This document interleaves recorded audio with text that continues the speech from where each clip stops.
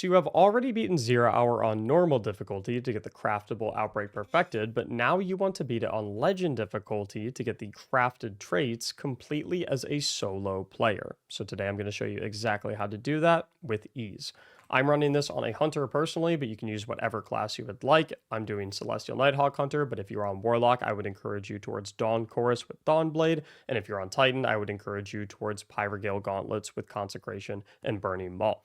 As far as my hunter setup goes, the only thing that really matters in your subclass is having Golden Gun Marksman and having a healing grenade. The rest of these things you can just simply copy over if you want. If you want to tweak them for your preferences, that's fine. But I will optionally have a Destiny item manager link in the description that you can use to copy over exactly what I have in just one click. You can also click those like and subscribe buttons while you're down there. Appreciate it very much. As far as weaponry goes, the only kinetic weapon you need to bring to this is the mountaintop. Your roll on it doesn't matter too much. You want to look for something in the territory like auto-loading, recombination is the god roll in my opinion, but having either of those perks will be very, very nice.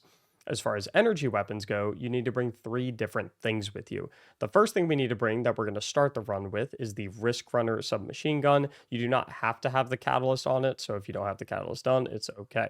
The thing we do need the catalyst on, though, is the Polaris Lance, which is what we are going to be using for the majority of the run, pretty much everything aside from the last minute.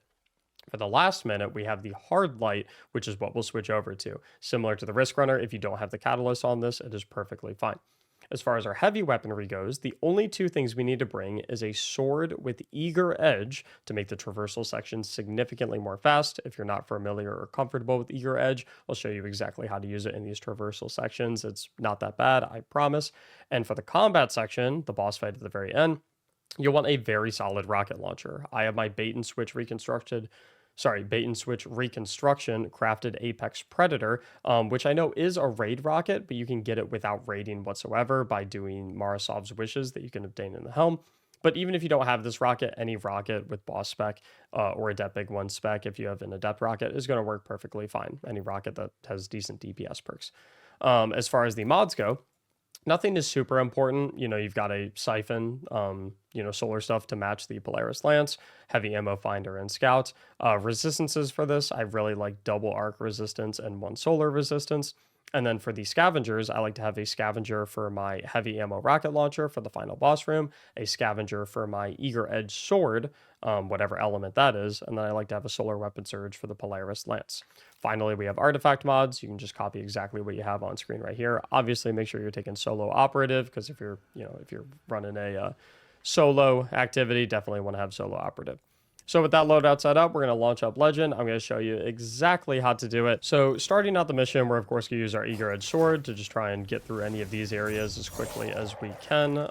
Obviously, the way you use Eager Edge is you simply just pull out the sword, do a little bunny hop, do a regular swipe, and then you put it back in your pocket so the Eager Edge cooldown can happen in the background. Once we get to this first combat room, we're going to take a single point of arc damage from any of these shanks. That's going to spawn, or proc rather, our arc conductor. And then we're going to be going to town on all of these enemies with infinite ammo. You are going to be pushed right away by 4 invisible sword marauders, so keep an eye out for them. Once you go ahead and dispatch all of them, I like making my way over here to the left. And using this little piece of cover right here to mop up everything else. You have to be a little careful of these tracer shanks in the back, so just mind them. After you start clearing out everything, I like making my way over here to the left side, taking care of everything, using mountaintop and whatnot, and then we'll go ahead and finish off the rest of these enemies with our Risk Runner, mountaintop, etc., etc. Looks like there is something hidden back here. More of the tracer shanks I didn't get. Easy as that. Go back to using our Eager Edge. As you can see, like I said, I do a little hop right before I Eager Edge every time, so I have a little bit of air time. Lets the sword carry me a little bit further, which is good to keep in mind. Once we get into this area, we're going to hop up over there and come to our right a little bit, and we're going to clear out every single arc shielded shank that we can see, mainly over here on the left side. I'm peeking one more time. Once I take care of that one, I'm going to sneak over here, and then we're going to start using our Risk Runner to take out all of those Vandals, and we're going to use our Mountaintop to take care of this Brig. Obviously, Brigs don't take any precision damage until they hit 40% HP and their face mask falls off, so we're just trying to use our Mountaintop to get it to 40%. Once we get it to 40%, we can go ahead and pop our Nighthawk, and put it to bed. Obviously, if you're on Titan or Warlock, you can probably do that a little earlier since you'll have Dawn Blade or Burning Maul, but up to you. We're then going to work our way up on this right side, try and take out these sniper shanks and that heavy shank. Oh, please, mantle. No, that's okay. There we go. Take out the rest of these enemies, take the high ground, maybe eat a shot of sniper, get our Risk Runner procs, or not, doesn't really matter. After we take care of all those enemies, we're actually going to go ahead and make the swap to Polaris Lance. We're now going to be on Polaris Lance in our energy slot for the rest of the run, aside from a couple minutes in the final boss room. But I'm just going to hop on through all this rubble, make our way through. We're going to use our Polaris Lance to take care of all of these enemies off in the distance from range. Every single Vandal that we can see, all the Tracer Shanks that we can see, just kind of taking out everything we can. Then we're going to hop up here. We're going to try to immediately hit one of the solar shielded shanks before they all get immune from the servitor, since their solar shields will go ahead and detonate and have like a cascading effect and nuke everything. That takes care of that first level of enemies. We're then going to use our Polaris Lance to plank away at this servitor from a distance and ignite everything up top there. And then our mountaintop will be the cleanup tool for everything else. Throwing knives right there, good to go. Looks like these guys respawned or something like that. I don't exactly know. But make sure you're always sweeping over here. Make sure you clear out every single Vandal that's on these areas, because you do need to kill every single enemy in this arena to proceed. Once you pop on over here, we'll start plinking away at the leg of the tank. And then the second that we break the leg, we can pop our golden gun. Boom, tank's dead. Then pull the mountaintop back out, use it to clean up both of these servitors. And with every enemy in this arena dead, we're good to go. In terms of Eager Edge ammo, you only need about 30 to 35 ammo to make it through the entire traversal section, I believe. If that is incorrect, I'll correct it by the time I'm through the traversal section. Which means if you have 55 ammo like I do right now, it's perfectly fine to use, 10 sword ammo for the combat sections right here, these hallways, since everything is pretty close quarters. Definitely not a big deal at all. So we're going to kill every enemy here. You do want to make sure you save at least 2 mountaintop shots, and you'll see why once we get to the traversal areas. But this section is the exact same as normal difficulty, so if you've already been through normal difficulty, you already know how to get through here. We're just using our Eager Edge to get through a little bit more quickly, using our boost jumps to carry our momentum and whatnot. And since I only have 4 mountaintop shots, I do want to be a little bit careful. Like I said, do need to have a couple mountaintop shots left over. Gonna use a couple sword swings to kill a few enemies. Like I said, that's completely okay if you have a lot of sword ammo. Use Eager Edge to get through here a little bit more quickly. Like that guy, mountaintop rip up those dregs. And then I want to say we have maybe 3-4 more enemies, something like that. Got a special break right there, which is nice. And once we get to this area, I know I forgot to mention the build section, but right here we want to switch to Strand and make sure that we have Grapple Grenade and Widow's Silk. Those are the only 2 things that matter, which makes these traversal areas a little bit easier. So this is the part where things change significantly from the normal difficulty of the mission. So instead of going over out this grate to the left and jumping and kind of crawling underneath that ship, we instead go right here. This is the path for the legend version of the mission. So we're going to sneak right in here.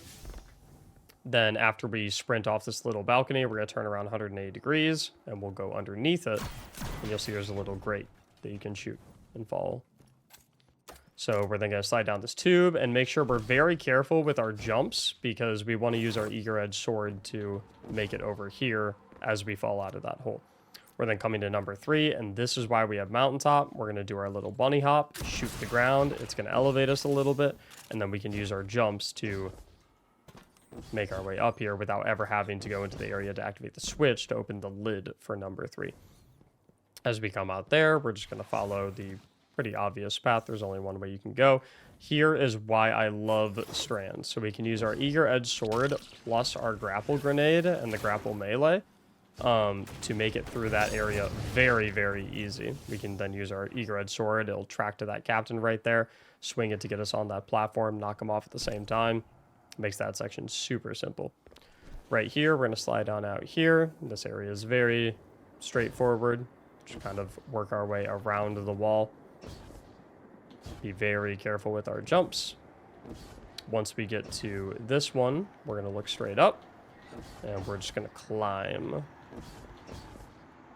And climb. Once we're done climbing, we're aiming for that thing right there with the birds on it. And then we're going for this platform, but it is going to fall down right when you land on it. So you need to be really quick. You can hear it. You need to be really quick after that. Once we get to this area, we're kind of going 90 degrees around the wall. Now you can either wait for these platforms to go ahead and reveal themselves, or you can simply use the Eager Edge Sword plus the grapple grenade to make your way up. Once you're in this area, you're just kind of hopping up to the top until you see this thing right here open. Come through, come immediately to the left because you're going to have some shanks that want to say hi to you.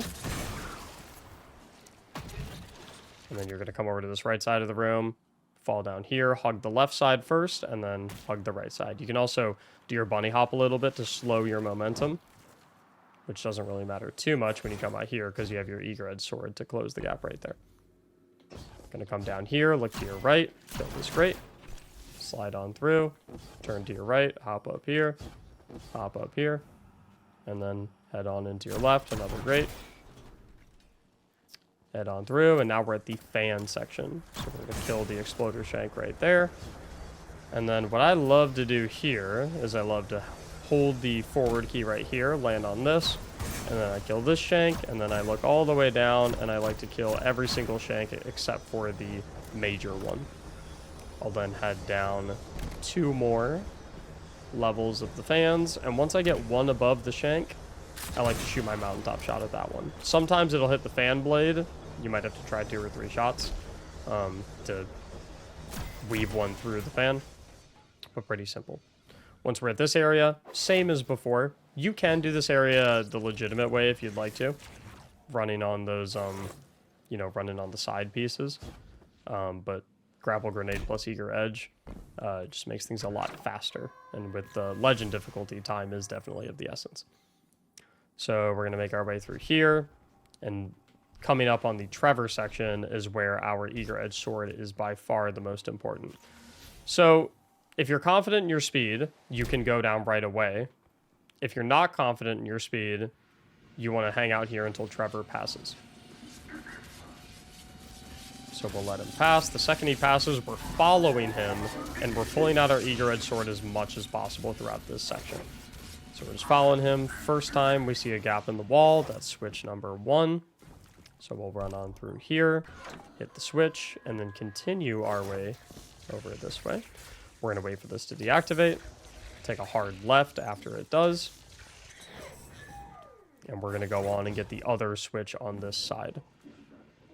Once we get this switch, we're actually going to double back and go where we came from, because we want to cross over to get to the other side of the arena. So once we kind of go backwards, we're going to come to the middle of the map right here, where we can cross on over.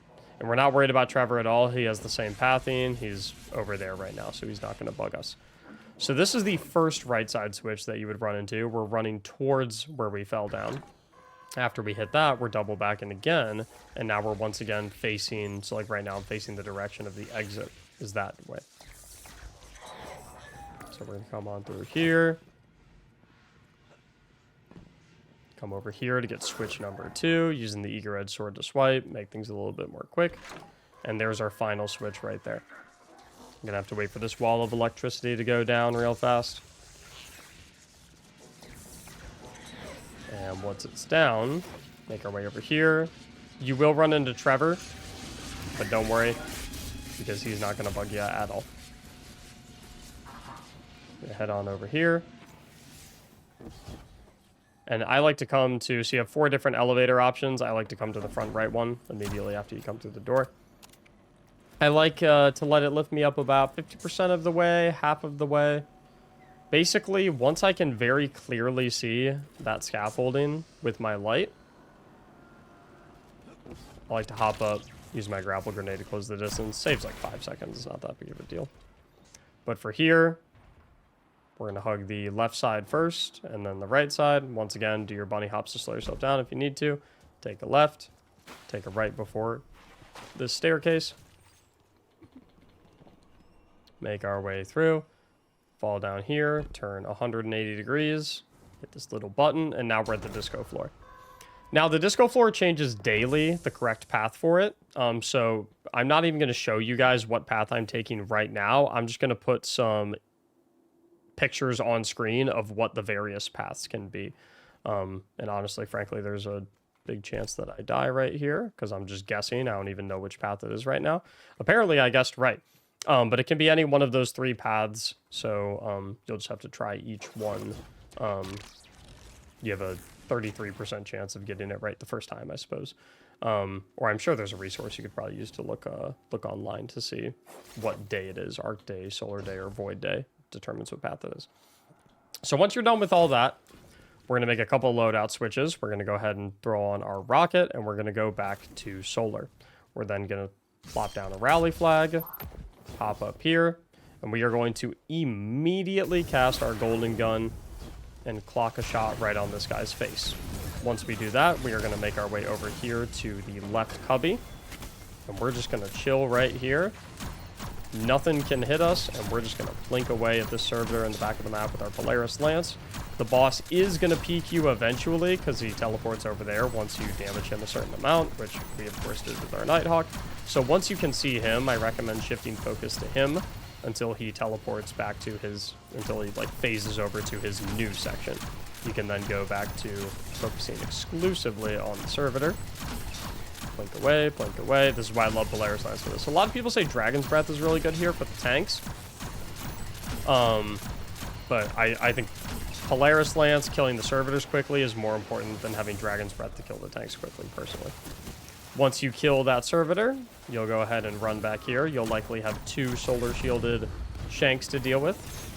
Nothing Mountaintop and Polaris Lance can't make quick work of. And then once we get over here, I like to plink away at this servitor just a little bit. But I also want to make sure that we're phasing the captain who's going to be on the right side. We want to get him to 50% HP because once we get him to 50%, he's then going to phase back over here to his starting position. We then want to focus primarily on him. Sometimes that servitor is going to immune him, so if the servitor does immune him, you can then switch focus to the servitor. Doesn't really matter because the main purpose here is to get some super energy. Once he does phase back to that middle area as well, he is going to spawn some invisible marauders that will push you, so something to keep in mind.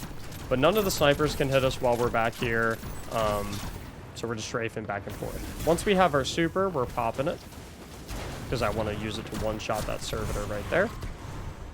And then we can go ahead and clean up this captain. Once you get him to probably 20% HP, he's going to phase out and disappear, and you're going to be left with the spider tanks. Now, the spider tanks are the only thing that can hit you when you're this far out. So all you have to do is make sure you're strafing back and forth to make sure that they're red laser beams. That right there. Make sure that that's not in range to hit you. I'm going to blink away, Polaris Lance, going to make quick work of this guy. Like I said, I know Dragon's Breath completely eviscerates these dudes, but clearly so does Polaris Lance. So we're just going to use a couple of rockets. We're going to use our Mountaintop. It's going to make very quick work of the tank. Depending on if you have a heavy brick back here or not, that kind of determines how many rockets you can use. I'd say you want to have 4 rockets minimum for the brig that's going to come after you finish off both of these tanks. So as long as you have 4 rockets, I would say that's good. So I don't have any heavy bricks. If I did have a heavy brick, I would shoot 2 rockets at this walker here, but since I don't, I'm already at 4 rockets, so I don't want to continue shooting rockets. And we're just going to continue to blink away at this guy. Use our Mountaintop, use our Polaris Lance. And once it comes back up, we can go ahead and focus on his other leg. Most of your damage is going to come from blinking away at the legs with Polaris. And yeah, it's definitely not going to kill them as quickly as Dragon's Breath is going to. But Polaris just comes in so clutch for killing all of the tanky servitors that are scattered all throughout this mission. While everything else respawns, I'm going to blink away at some of the trash mobs. target number 1 is the servitor that's going to spawn next to the brig. It can be kind of annoying to kill because sometimes it likes to go ahead and go behind the brig. And it's also pretty annoying to kill because you're constantly going to have to be dodging the rockets that come from the brig. There is a little bit of bugginess as well with them killing you, I've noticed. So if you die and you feel like you kind of got scammed, there is a chance you kind of got scammed, but as long as you stay on the move, for the most part, I find that you can avoid the missiles that he shoots, as you can see right there. Getting pushed by a Marauder real quick. That's what the mountaintop's for. You can also see when he shoots them. So right there, I don't think I got screwed by a bug. I think I just straight up died at bad positioning. But we'll keep on plinking away at this servitor. The second that you get the servitor killed, what I like to do is I like to try and clean up some of the vandals on these plates right here, if I can. Don't worry if I can't get all of them. But then I like to come to this underneath section in the middle, and I like to weave back and forth between the underneath section, and I just like to weave in my rockets, weave in my mountaintop. And if you look at his health bar, these do pretty sizable chunks of damage. Remember, we just need to get into 40% HP. If you're on Titan or if you're on Warlock, obviously you can just cast your Burning Maul or Dawnblade right away. But I have a precision-based super, so obviously not going to do that. But I just like going back and forth, letting my mountaintop reload itself. Back and forth, back and forth. That should do it. That should take his faceplate off. I actually heard it. So now I can cast my Nighthawk. That'll get him one shot. And then he is dead. Once I kill him, I like to go ahead and switch back to the Risk Runner. And I like to clean up all of these shanks on the left and right sides.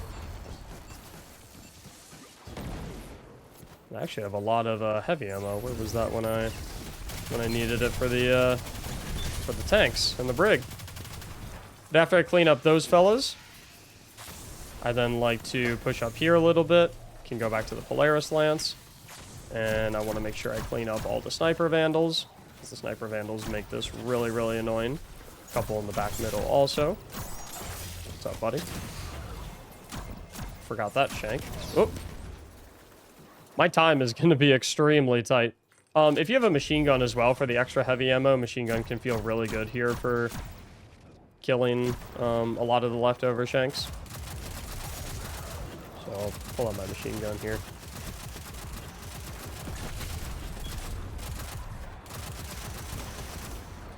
And yeah, that's about it. So 54 seconds to spare. I know that's not a crazy amount of time, but of course factoring in the... Oh yeah, sorry, forgot to mention. So you can kill the turrets, but you do not have to kill them to stop the timer. Just wondering what was shooting at me, sorry. So like I was saying, 54 seconds I know is not a crazy amount of time left on the clock. But if you factor in the time, you know, I went a little slower because I was more focused on explaining stuff than necessarily doing it as fast as humanly possible. Better for things to have visual clarity of where to go versus me having an eager edge sword and just going like this and, you know, because then you guys don't really see where to go. So that's about it.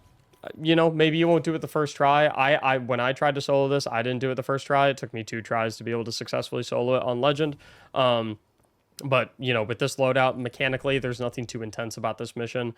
So I have no doubt that all of you can definitely do this with ease with a couple of attempts. So hope it helped. Consider subscribing if it did. Thank you so much for watching. And as always, have a great day.